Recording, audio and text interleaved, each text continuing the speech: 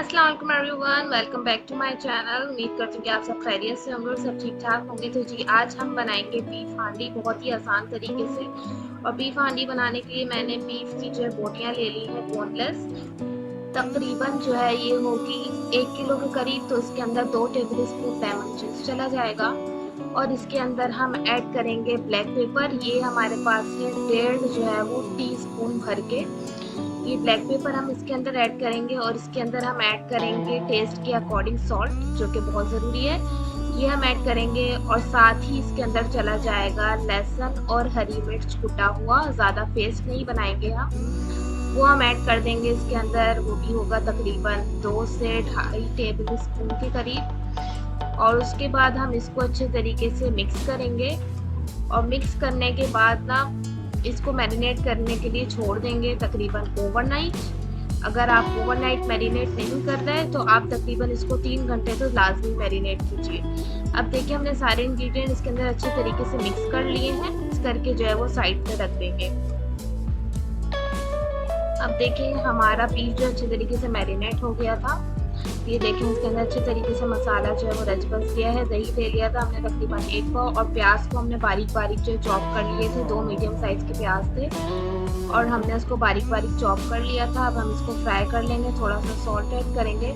अब देखें ये ना ब्राउन हो गई है, बस इतनी ही चाहिए हमें, इससे ज़्यादा ब्राउन हमें नहीं चाहिए। तो अब हम इसके अंदर बीफ ऐड करेंगे और साथ में ही हम इसके अंदर दही ऐड कर लेंगे। और तकरीबन जो है वो आधा कप के करीब इसके अंदर पानी ऐड करेंगे।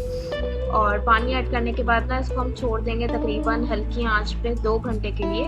2 घंटे तक हमने लिड बिल्कुल भी नहीं हटानी है, बस इसको लिड लगा के जो है वो छोड़ देंगे 2 घंटे तक। और उसके बाद हम ढक्कन खोलेंगे तो हमारा बीफ जो है बिल्कुल जो है ना अच्छे तरीके से गल चुका होगा।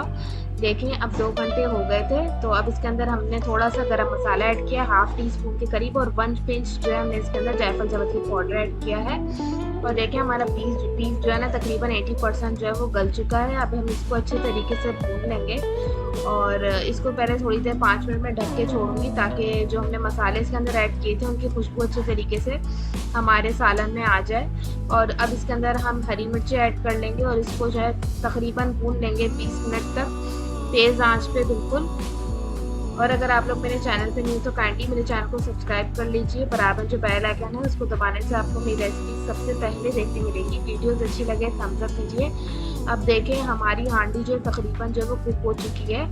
इसको जो है मैंने भून लिया तकरीबन 20 मिनट तेज़ आंच पे। अब देखें हमारा ऑयल भी रिलीज़ होने लग गया है। दैट्स मीन कि हमारी हांडी जो है ना अच्छे तरीके से कुक हो गई है। देखिए हमारा गोश्त भी अच्छे तरीके से गल चुका है। और ये बीफ हांडी आप मटन की गोश्त से भी बना सकते हैं। बहुत टेस्टी, बहुत लजीज बन के तैयार होती है। कोशिश कीजिएगा कि गोश्त आप लोग जो है वो फैट वाला लें, उससे तो ये बहुत ही ज़्यादा टेस्टी होती है। इसमें ज़्यादा मसाले भी नहीं जाते और बहुत इजी तरीके से बन के तैयार हो जाए। मेरे चैनल को सब्सक्राइब कीजिए और अब आपसे नेक्स्ट रेसिपी के साथ मिलूंगी एक नई वीडियो में। तब तक के लिए टेक केयर, अल्लाह हाफिज़।